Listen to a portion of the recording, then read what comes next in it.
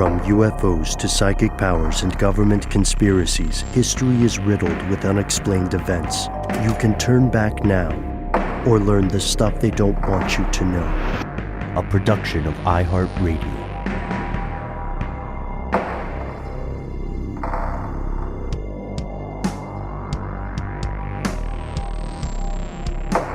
Hello, welcome back to the show. My name is Matt. Our colleague Noel is not here today, but will be returning shortly. They call me Ben.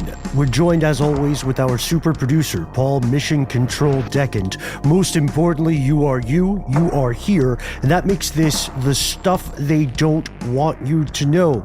Astute listeners, you may hear a bit of something almost like oceanic tides on my end of the recording today. That is because it is a wonderfully emo day here in Atlanta, Georgia. You could look outside and swear you were in Seattle. As a result, the street near me has turned into a river. So, wait, is that true?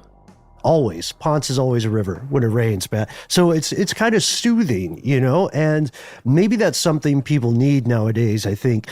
Just occasionally moments of self-reflection, quietness, getting away from the screens, something soothing. And it's good that we're starting off that way, because for a lot of sports fans in the audience today, this episode is going to piss you off. And you know about some of it, but you may not know about all of it. Matt, Mr. Frederick, would you consider yourself a fan of sports? All the sports. Huge Everyone. fan. Face paint every day, pretty much, because there's so many sports that I got to paint my face for. Boxing, chess, you know, that's a real thing where people alternate chess and boxing. All the sports, without exception. Though I only like boxing before they started wearing gloves, you know, where it was pretty much focused on body blows. You couldn't really punch the face because it would break your fist. That's really where my boxing excitement lies. And I can see when you square up, you're old school, you know. Oh yeah, you got it's definitely you cover your chest, right? Because you don't want to get liver shot or break those ribs. Exactly. Well, that's the thing, you know, whether or not you are a diehard sports fan in general, whether or not you, like our good pal Max, have one specific sport you like. Max Williams is a baseball fan. You have definitely heard about something called the World Cup. As we record and as this episode releases, the 2022 World Cup is reaching a culmination in the Middle Eastern nation of Qatar. This World Cup is the top competition for the most popular sport on the planet. Americans call it soccer. Literally everyone else calls it some version of football. And that's where we start today. We're going to talk about sports, but we're quickly going to go to some strange, sinister places. Today, as the world waits to see which country will win the cup, we're here to explore the stuff FIFA doesn't want you to know. Here are the facts. Yes, as we record today, Japan and Croatia are battling it out, and Brazil and South Korea are also engaged in Mortal Kombat, aka football.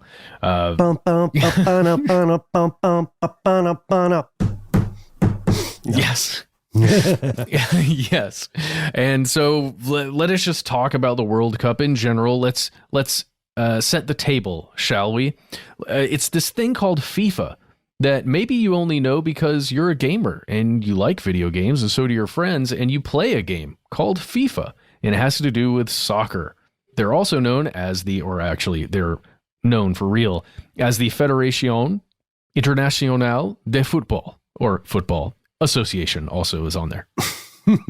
Yeah, they're very old. I was not aware of this for some time, but FIFA, being founded on May 21st, 1904, is one of the world's biggest non-governmental organizations, or NGOs. It's also one of the oldest ones that still exist today. And if you look at the history, it makes sense. Somebody needed to organize this stuff. At the dawn of the 20th century, 7 different national associations, associations that govern football in their own countries, came together, did a Voltron thing, assembled their Avengers. And so Belgium, Denmark, the Netherlands, France, Spain, Sweden, Switzerland, they all said, okay, we're going to make an even bigger band. We're going to make a super group, and we're going to do some important things. We're going to uniformize these things. If I could style on American English for a second. Yeah, it'll be like the Olympics. It'll be worldwide, but it'll only be for football. And we'll control. I like how you said the dawn of the 20th century, because the way I see this, instead of DAWN, I read it DON of the 20th century, because it is this massive organization and somebody's got to lead it and be the dawn of FIFA. What a great setup. And I like that organized crime reference too. You'll see why, folks.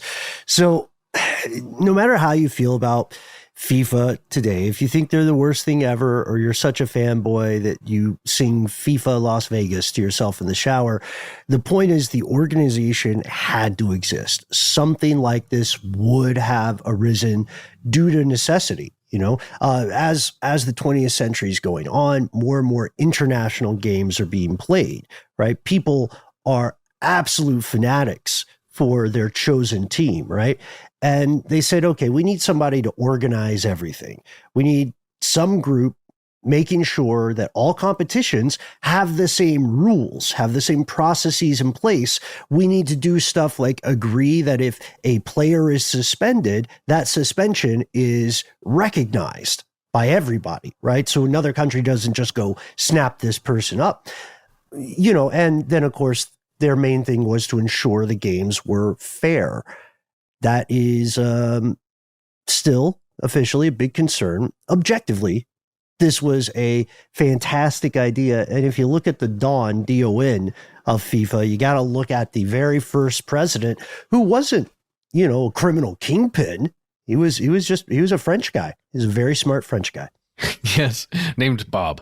Robert Guerin. He ran things from 1904 to 1906. And there have been a lot of people who have held that title, the president of FIFA. And a lot of people have held it for a long time. Some people have only held it for a wee little bit of time. Like Rodolphe Seeldrayers. Is that how you'd say it? Rodolphe Seeldrayers of Germany. This guy only served for a year. He got in and then he went, uh-oh. All those doors opened that were, you know, secret before becoming president. And he went, nope, I'm out. I'm just kidding. We don't know what happened. He just had one heck of a year. But because of the way the terms for the president work, it is possible to serve for much longer. Like Dr. Havelang out of Brazil served for more than 2 decades, from 1974 all the way up until 1998. Wow. Yeah, he put his time in. He's got his stripes. The current president is a guy named Gianni Infantino out of Switzerland. He took office in 2016. Presidents are elected for a 4-year term, and now they can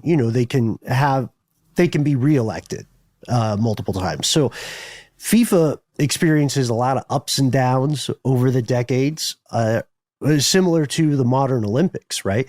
This has struggled through world wars, numerous economic downturns. Let us not forget the world is ending for someone somewhere every single day.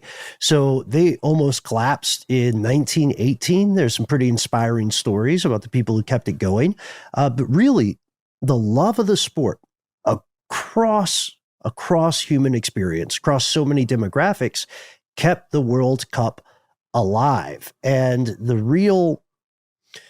the official inaugural World Cup by FIFA was actually not held until 1930. It was in Uruguay from July 13th to the 30th of 1930. Uruguay paid out the nose for this, by the way. They paid all the travel expenses. They had to split ticket sales with FIFA. The money was already getting crazy. But think about the tourism dollars, Ben. Oh, sure. Yes, sure. The tourism dollars. And hey, maybe all the people who work in the service industry or at those hotels and restaurants, maybe their wages increase too. Spoiler, we'll see. But the thing is, it wasn't exactly simulcast, right? You didn't get to see it the world over. You had to be there to watch the World Cup in 1930. Yeah. Yeah, you absolutely had to be there. And now the idea of marketing rights, the idea of broadcast rights, all that stuff is another huge revenue stream. Because obviously, folks, way more people are watching this remotely than can afford to actually go across the planet to watch these games in person. And some people, as we'll see this year, even if they could afford to go, they were a little too concerned maybe about their personal safety to make the journey. So yeah, the competition only expands over time. The popularity of the World Cup only grows because it's an awesome thing, especially if you like football. And as it grew, the money grew as well. The money metastasized. Today, 95% of all sports fans globally have their finger on the pulse of the World Cup. They know what's going to happen. They know it's happening every 4 years. They're stoked about it. Billions of viewers are watching, which is nuts when you think about it. There are 8 billion people in the world, and a huge percentage of them, time zones be damned, are watching this stuff live across hundreds and hundreds of nations. Oh, yeah. Even some the UN doesn't recognize. Oh, snap. It's true. Ben, I wonder if those 5% of people that don't know what the World Cup is, I wonder if there's a higher likelihood that they're Americans, simply because soccer in this country isn't as popular as it is in almost every other country on the planet. I wonder if most of that 5% is somewhere in the US. But surely they'd be at least aware of it, because otherwise, what would the phrase World Cup mean to you? Or 5% of Americans going, I've got my own cups. I don't need to share one with the world. That's a stupid idea. You'd never be able to build a big enough cup. They also don't have friends, and they don't have a television or internet and they've never played a video game or heard of them. Yeah. Or the margin of error is 5%. Yeah, that's probably margin of error. So here's the issue. When you get this many people involved in literally anything, because of the way people work, opportunities for corruption are going to grow exponentially. And that's why, nobody is really surprised that FIFA has become the subject of numerous allegations over the decades.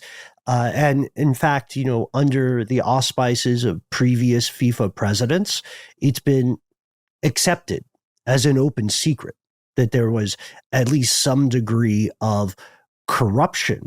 And when we ask about conspiracies, not theories, but actual conspiracies, corruption and crime, when it comes to FIFA, the answer, simply put, is if you ask how much corruption exists in FIFA, the answer is way more than you might think.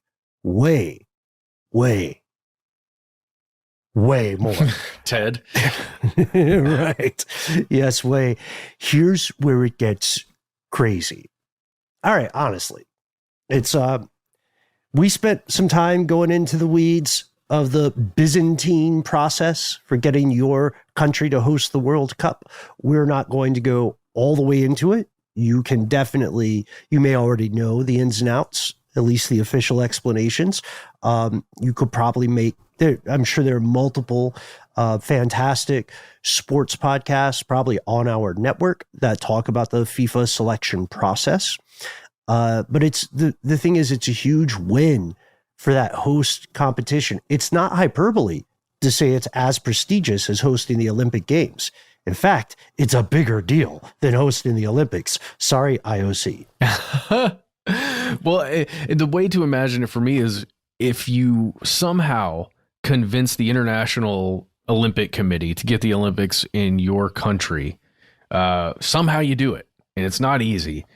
it's usually about what kind of infrastructure do you currently have and what new stuff are you going to build for it. And it's not dissimilar to what happens with countries working with FIFA to get the World Cup in their town or in their city or their country, because it's not cheap to either build a brand new stadium or maybe two stadiums, or to retrofit your old stadium so that it can, have that many people inside of it to even host a single game, let alone the entire tournament. It is very expensive to get the World Cup or the Olympics in your country. Yeah. I mean, why stop at stadiums? Some countries have built cities for the World Cup, right? That's where Qatar comes in.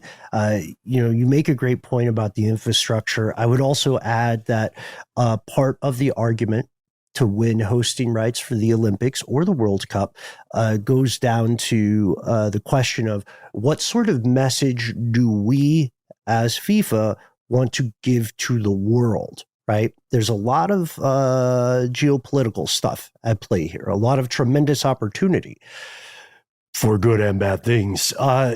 So you nailed it, though, because most countries they're not going to have that. They're not going to say, hey, we got 8 stadiums at an empty, brand new city that still has new car smell. All the hotels you could possibly need. Like, we're talking 140 empty hotels ready to rock. Mm-hmm. It's really glad you guys came along because, we were sort of freestyling this one. We build cities the way people play jazz, right? So we get a general theme and then it'll figure itself out. But that's exactly what happened. The most recent country to host has built a city and it's cost $220 billion US or the equivalent. And this spending tens and tens of billions of dollars is not especially unusual. But here's the question, Matt, to your earlier point. Is that a solid investment for the countries? Like a local example here for us in Atlanta would be, when's the last time you went to Centennial Park? Ooh, for a free concert years ago. Wait a minute. Yeah. How are they making money? It's a park. I guess you could have more other events there. That's one way to recoup some money, right?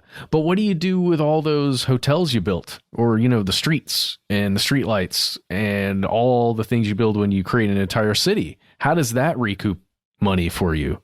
I guess by having other big events. That's one of the only ways to do it. Yeah. Now you might have created a path dependence situation where you have to continually figure out how to pack those stadiums, now to get people to pay to see whatever show or spectacle is occurring. If you ask yourself whether the World Cup is a solid investment for a country, it depends on how you define success. I mean, we can walk through the obvious revenue, right? TV rights, for the last cup in 2018 in Russia, those were sold to broadcasters around the world for billions of dollars, like $4.6 billion US. And that was all kept by FIFA. What? So Russia didn't make money off that. Oh, yeah, because FIFA sold the rights to show it. Mm. That's odd.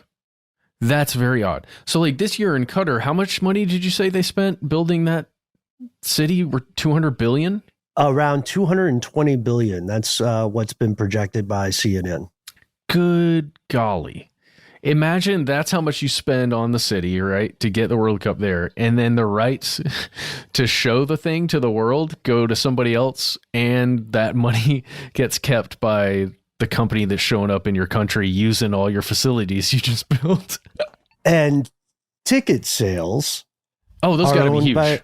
They're owned by a subsidiary company, which is owned 100% by FIFA. Wait. Okay. And they just give that money to the host country, right? No. Even if you look at how this operates in the past, there have been splits, right? Like in Uruguay, the first World Cup, that country was able to walk with like half of the ticket sales revenue. That's nice. That's something. But marketing, if they want to market it, they have to pay FIFA again FIFA also has the marketing rights. That alone was worth more than $1 billion US in 2018. FIFA's making a lot of money. And again, you could say, well, they have to, right? They own the brand. They own the thing. You will get sued into oblivion if you just got a bunch of your buddies from some other countries to say, hey, we're going to call it the Globe Goblet. You know what I mean? Or the Globe Chalice or something. They will not play. Do not pass go. Do not collect $200. You're going straight to like the kind of jail that rich people send other rich people to. Okay. Yes, exactly. So, okay, I'm trying to wrap my head around this, Ben. Let's say you're Qatar, the country hosting the World Cup right now. You spend all that money. You're not making money on any of these ways. Why the heck would you do this to yourself? Yeah. Why would you indeed?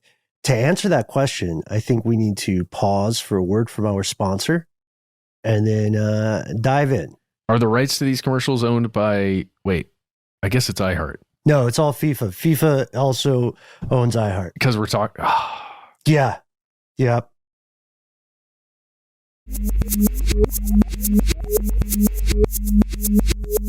All right, we're back. Now, before anybody accuses us of being biased against the good folks at FIFA, obviously the actions of folks at the top of an organization are not representative of what everybody in an organization believes. Obviously. Secondly, yes, I do have a World Cup bracket, and yes, it is in the tank. I named it Fortune Favors the Foolish. Oh boy, Matt, was I wrong. I was wrong on so many important games. There were a lot of wins I did not see coming. Yeah? Mm-hmm. Yeah, I was actually really hoping for Japan there until today. Yeah, same. It's just I think one of the ones that really knocked me was Saudi Arabia. Oh yeah? Yeah, that was my bad. But it's already suckered me in. I'm talking as though I was playing. Oh man, Ben, it makes so much sense. Now you're speaking to me. I'm thinking about the black market for a World Cup, all the betting, or the gray market, or maybe it's a white market. I don't know what you would describe it as.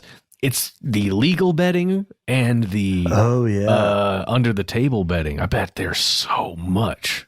Oh gosh, can you imagine? Honestly, what Vegas must be looking like right now. Now, I'm not personally a gambler. I don't have the whatever brain mechanism makes that fun, but no ding on it because it's a huge business. A lot of people like doing it. It's just I literally went through and randomly picked countries. You did?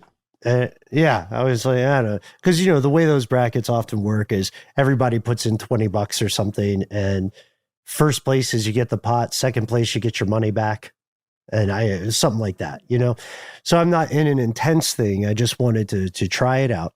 And turns out there's a learning curve a little bit. Yeah. And you can't just, I thought I could be like the old stereotype of the horse or chicken just randomly picking stuff off a racing sheet.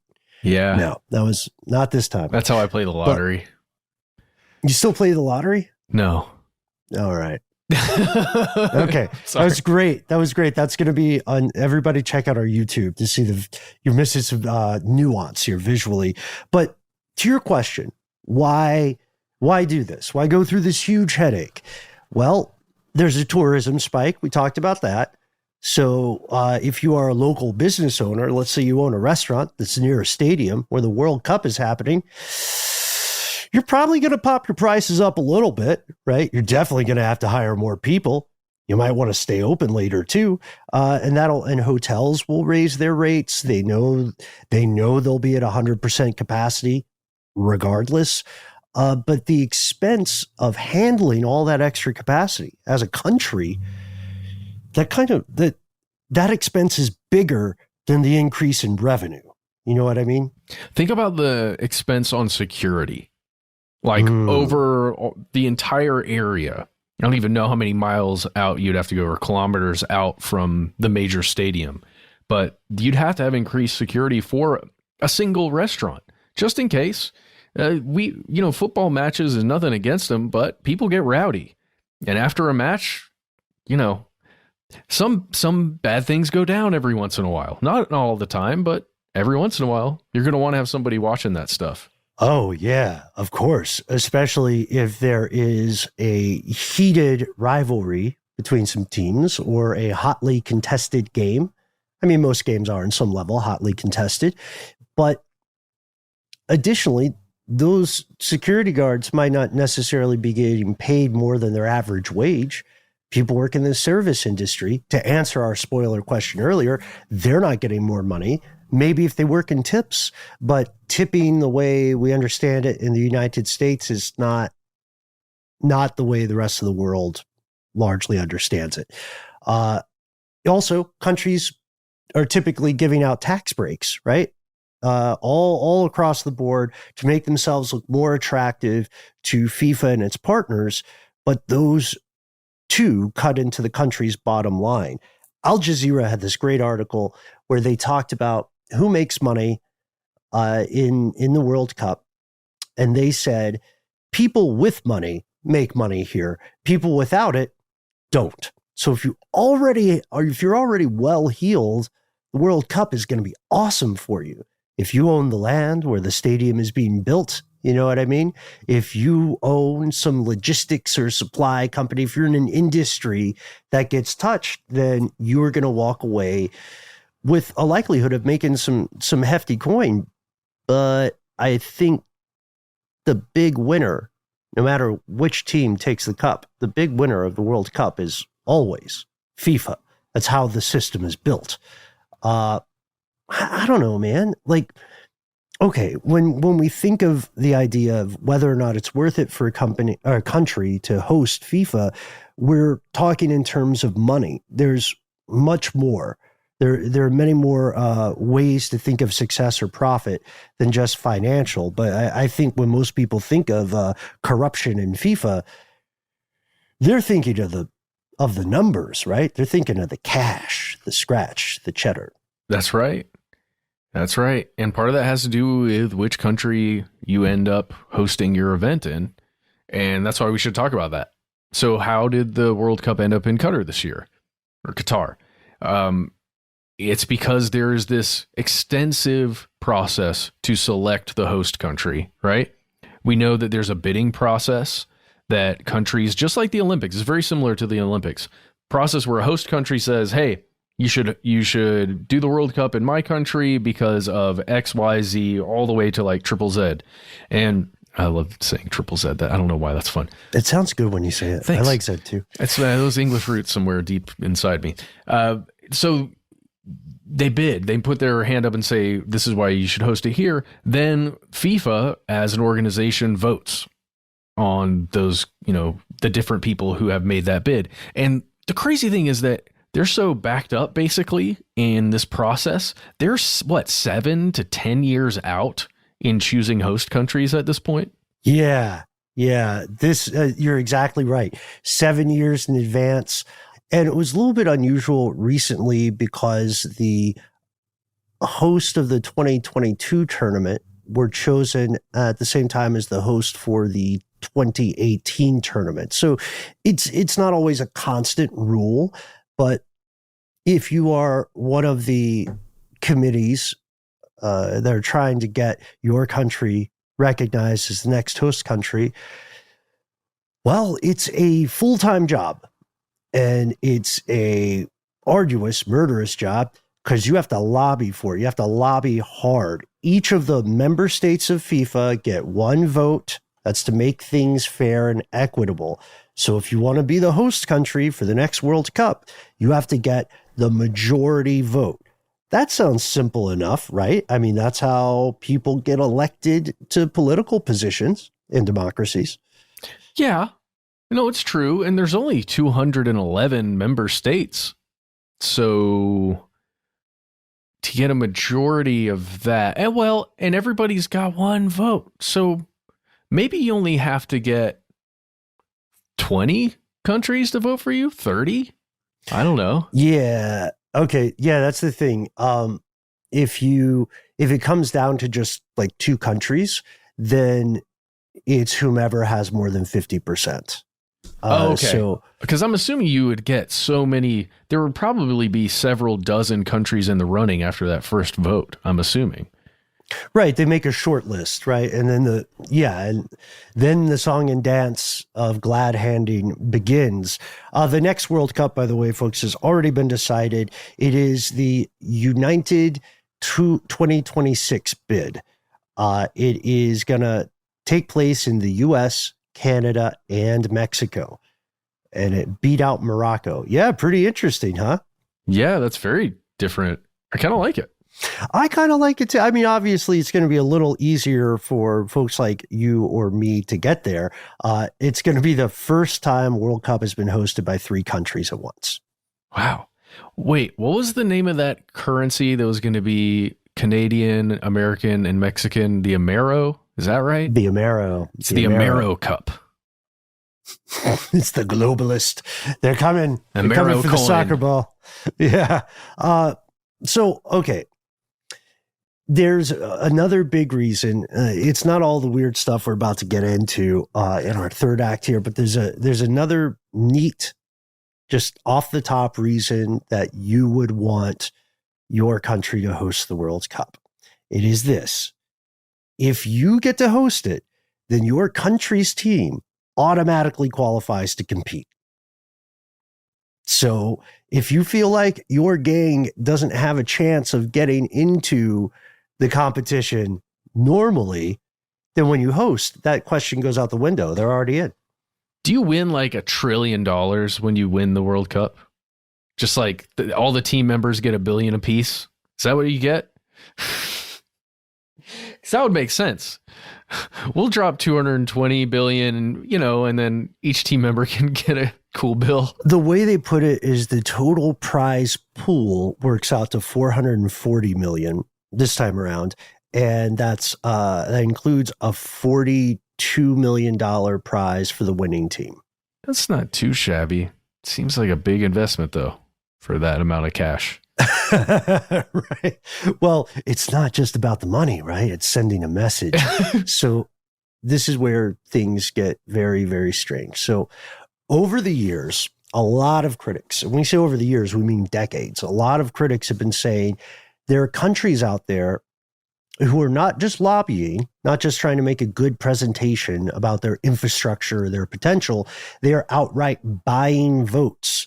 These accusations surfaced when Russia hosted. They resurfaced again when Qatar got back in the news leading up to this World Cup. In 2020, we're going to jump around in time here. Okay. In 2020, the Department of Justice in the U.S. said representatives working for Russia and Qatar had outright provably bribed FIFA officials, just paid them to vote this way, get the cup in. Okay, fine, you can put them in Russia this year, but 2022, take them to our side of town, Yeah. Oh, yeah. And there's a New York Times piece that you can read right now if you can gain access to it through whatever means necessary. It was written by Tariq Panja and Kevin Draper, and it really does break down the allegations that are set out here about specific FIFA officials, reps, let's say, who were paid lots of money, millions of dollars. And this money was not just, going across a table. You don't really do that with millions of dollars generally. It's a little more difficult to just push across a table. They were going through shell companies, like from foreign countries to FIFA officials. Yeah. And that story in particular dates back to 2010. U.S. prosecutor. Yeah. Right. U.S. prosecutors say Russia and Qatar paid 5 members of FIFA's top board to choose their countries ahead of time, right? And these folks can influence each other. But the weird thing is, for at least 2 of the individuals named, this was old beans, They were like that meme of James Franco getting hanged and saying, first time? Because Nicolas Leos and Ricardo Teixeira were both indicted in 2015 on charges related to selling soccer rights to sports broadcasters for a kickback. So I think we need to talk about the biggest issue when people talk about FIFA and corruption. They're often talking about the 2015 scandal. This is not good for FIFA because the FBI is involved. That's never good. Yeah.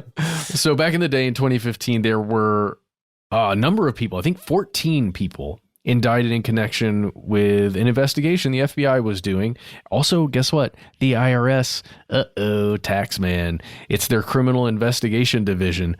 They were looking into wire fraud and racketeering and good old-fashioned money laundering. And, that's not great, right? Not a good look for that to be going around the news cycle back in 2015. What was going on, Ben? 14 people in all got indicted, charged with wire fraud, racketeering, and good old money laundering. The U.S. AG, Attorney General, also said we're going to unseal these indictments, meaning the public can learn about them, and we're going to show you the prior guilty pleas by 2 corporations and 4 football executives. The whole thing was the idea that people were playing fast and loose in a dirty, profitable way with media and marketing rights for FIFA games in the Americas. And there were at least $10 million in bribes, and that's just touching the surface, right? And there were at least $110 million in bribes in just one case, and that's scratching the surface. Yeah, there's a FIFA official named Chuck Blazer who admitted, yeah, I took bribes, and it was a quid pro quo. I got paid to give the World Cup to France in 1998 and give it to South Africa in 2010. This bribery appeared to be a long-running grift. This was like the way business was done. At least that's what the critics were alleging. So the voting turned out to be a lot more like a who can pay the most kind of situation. Well, yeah, because Chuck Blazer freely admitted, well, I'm not the only one doing this. We all accept this kind of thing. I mean, what? This is we're talking FIFA broadcast rights. You don't know how much money that is? He didn't say it just like that, but it was similar. Yeah, he didn't sound as cool as you just did, but he did say it. He did basically say that. And this dated back to at least 1992. That's when Blazer said he would, quote, facilitate the acceptance of a bribe in that selection process. So handshakes, getting people connected. And then, okay, so this thing is catastrophic for FIFA's public image. And several people have to fall on their swords, right? They're looking for scapegoats, which is what large organizations almost always will do. So the president of FIFA, a guy named Sepp Blatter, announces his resignation. Very shortly thereafter, Blatter was, in the eyes of some journalists, Blatter was portrayed as a guy who knew bribes were going on, but accepted it because he needed internal support to allow him to retain power as president of FIFA. Ben, this reminds me of the Black Monday murders. What's the name of the position within the inner circle that is this sacrifice? It's like the chair. No, what is it called? The stone chair. The stone chair. That dude, Sepp Blatter, was on the stone chair. He was on the stone chair. I was thinking the same thing too. Oh gosh, that book is just great. The end is supposed to be coming out finally. That's what I keep hearing. Years. That's what I keep hearing too. I bet you. Oh, I said I didn't gamble, but now I've got the bug. I would bet you a night out on the town that Black Monday Murders still comes out before the next George R.R. Martin Song of Ice and Fire book. I probably wouldn't take that bet because I think you might be right. I had to try, but yeah. So the damage is done, and again, we're not saying everybody working at FIFA is some kind of criminal or master financial supervillain. No, but in the eyes of the public, where a lot of people have been very suspicious of shady dealings and conspiracies within FIFA for generations. This scandal proved beyond the shadow of a doubt that parts of the story were true. Factions in the organization were committing some pretty serious crimes, and there's a lot more to the story, enough to make an entire podcast series. At which point, we want to shout out our pal Miles over at Daily Zeitgeist. I think he EP'd a show called Lords of Soccer, which is about this kind of crime and corruption. Oh, yes. Good old Miles of Gray. And, okay, so we've got what seems to be a systemic process of buying votes occurring multiple times, and still financial corruption is, believe it or not, only a piece of the conspiracy puzzle. Yeah, there's more. It's going to get unsettling after the break. We'll be right back.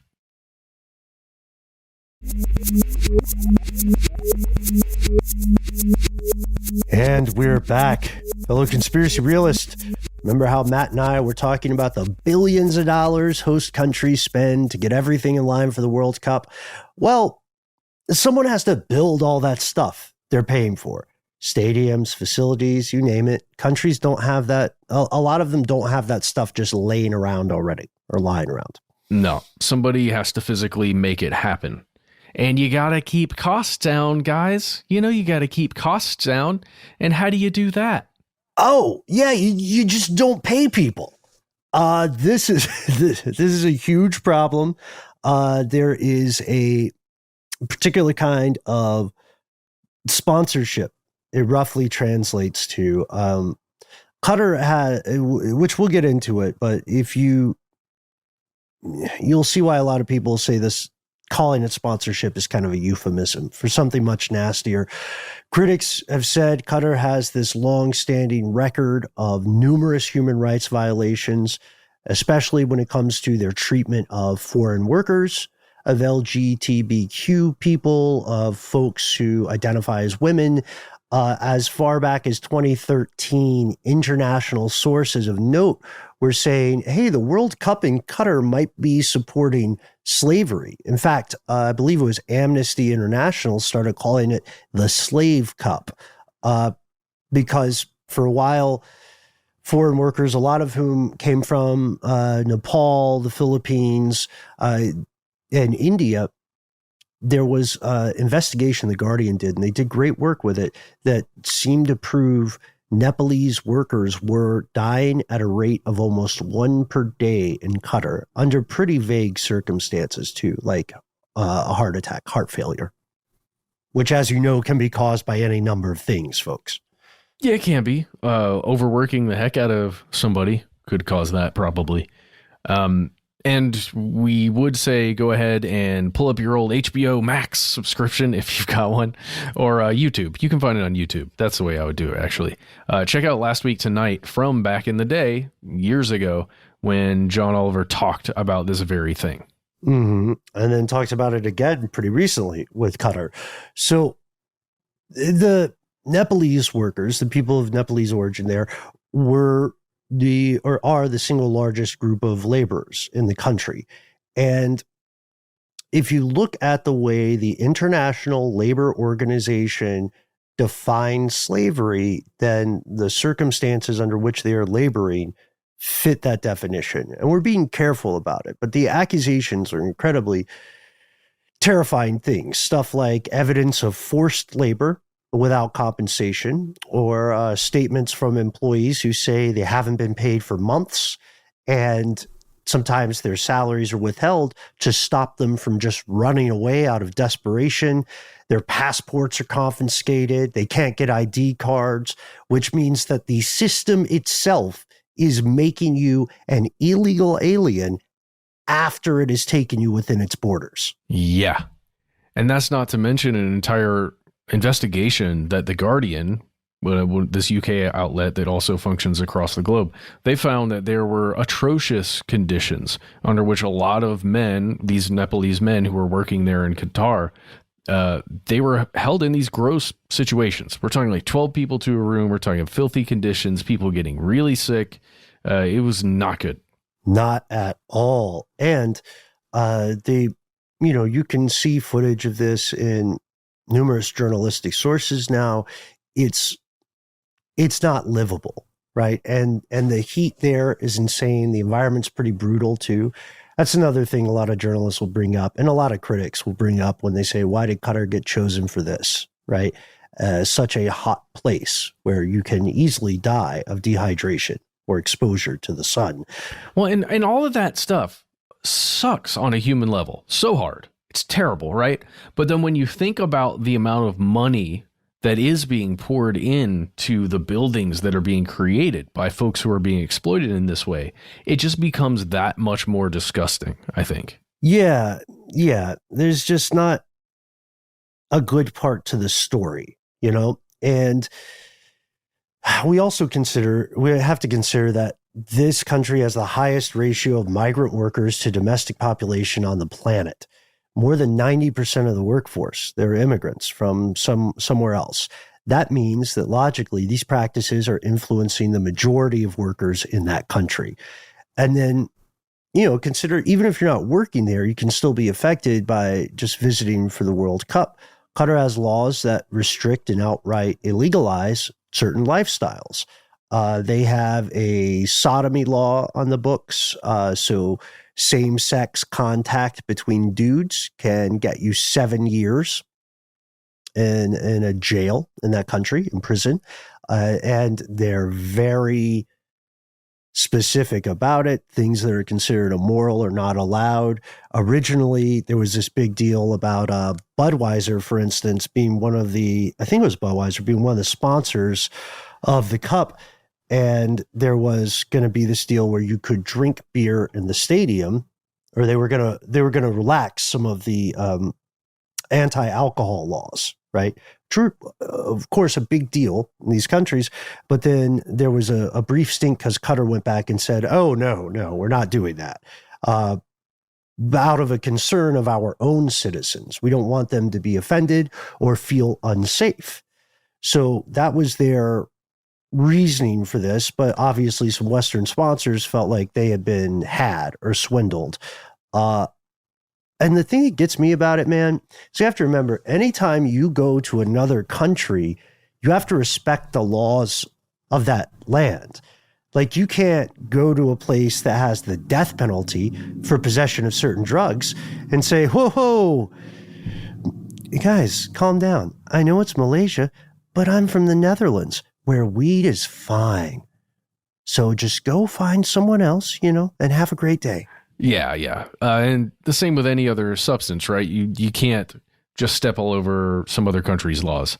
Can't do that. But what happens when the laws in that country are human rights in nature, right? Your existence as you, whoever you are, as you identify, is not okay here and not allowed. Right. Yeah. Like a country says, we refuse to acknowledge your existence as an LGBTQ person or something like that. Like, it's not anything you did. It's who you are. That is against the law. Your existence is against the law. This is a question the international community is wrestling with now. And the thing is that FIFA is not a government.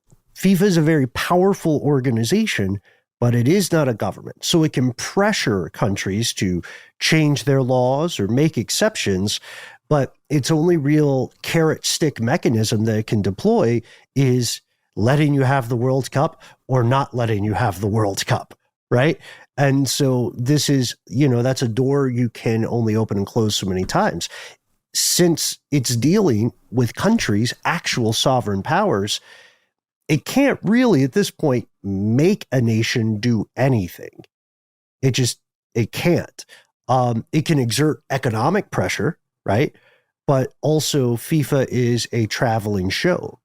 Every 4 years, it's someplace different, right? So it's not exactly the same as the kind of economic squeeze like a Unilever or a Nestle could exert on a country. Just to show how those are two different situations. All right, well, we explained a lot of weird stuff. One thing we should probably hit before we get to the end is, why host it all? If it's such a headache and there are backlashes, you already have to spend billions of money above board. Probably several hundred million beneath board, right? To grease the right palms. Why are you doing this?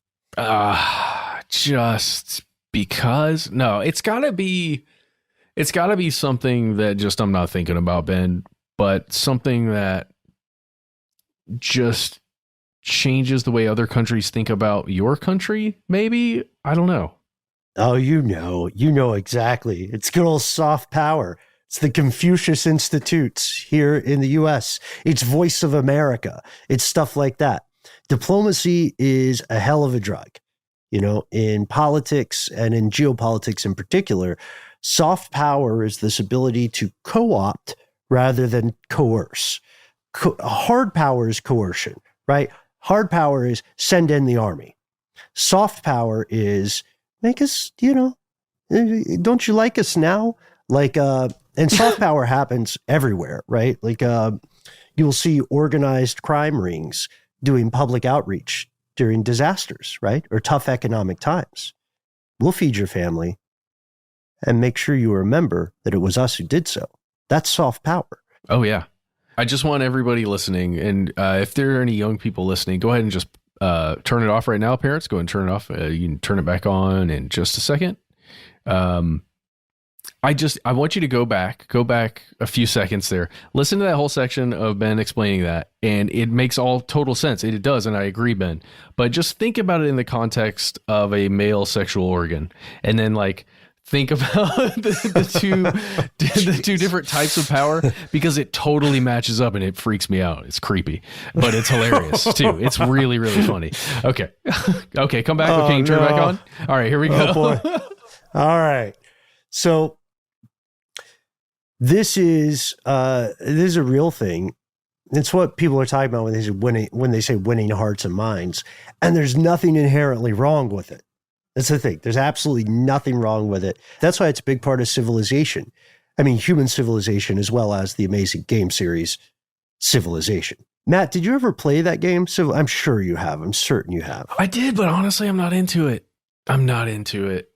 Oh, it's just way too many. I got to increase numbers here and there and do small actions. Not enough real action, It was more of like a soft game for me than a hard game. Does that make sense? Oh my God, you're not letting this one go. All right. It makes sense. People who play Civilization, one of the things you'll notice is that there are ways to win the game that are entirely cultural in nature. Mm-hmm. You can have a chosen religion. You can become a theocracy. You can achieve a cultural victory without deploying militaries. So there is, I feel weird saying it now, there is power to that soft power stuff, right? But not all of it is ethical. This leads us to something called sportswashing. And there's not a real agreed upon definition, but most people think that it is a phenomenon defined by a couple of things. A big, powerful entity, a state, or maybe even a non-state actor uses sports to make themselves look better in the public eye.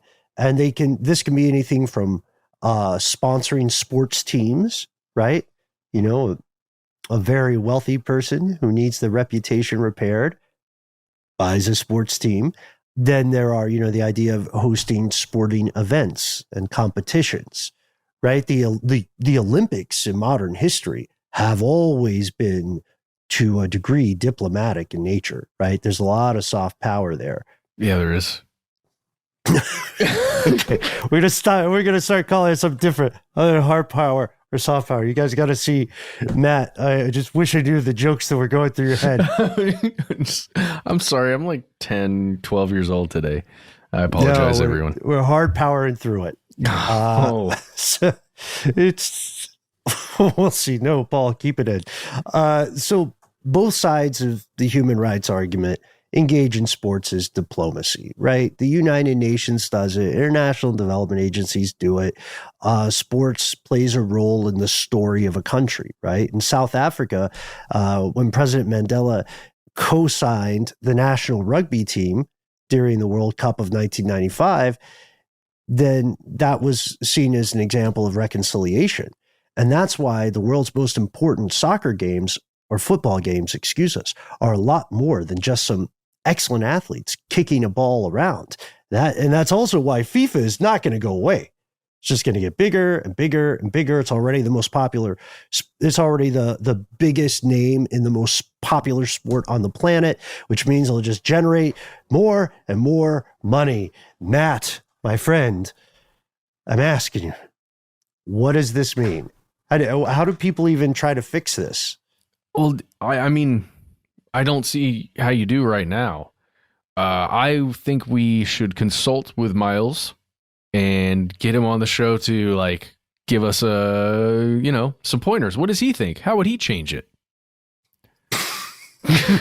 Let's put it on Miles instead of on us. No. We'll pass that. We'll pass that buck. We'll kick that ball over to Miles. And no, Jack but really, I think having that conversation, right? How do you actually get a huge organization like this that does, connect all of these different countries, all of the teams, all of the fans? How do you get that organization to play fairly? And what would that even look like? Because, theoretically, they've got the bidding concept and the voting thing and all of that. And I think that might be the crux of the problem, or at least the biggest place where corruption can begin is that bid that everybody has to put in. I don't know. There's something about that. Yeah, I think that's a good point too. And this is just an intro into again, a multi-generational ongoing series of conspiracies. Folks, we want to hear from you. What would you say are the solutions to this? Does FIFA have a responsibility to become more involved in controversies around human rights, or are they simply a sports organization with no, should that not affect their decision at all? We want to hear from you. All you have to do is drop by our Facebook page, our Instagram page, or our YouTube, Conspiracy Stuff. And if you don't like the social meds, well, you can always give us a phone call. Yes, our number is 1-833-STDWYTK. It's a voicemail system. You got 3 minutes. Please give yourself a cool nickname. We don't care what it is. Let us know if we can use your name and voice on one of our listener mail episodes, and say whatever you'd like. If you've got more to say than can fit in that 3 minutes, why not instead send us a good old-fashioned email? We are conspiracy@iHeartRadio.com.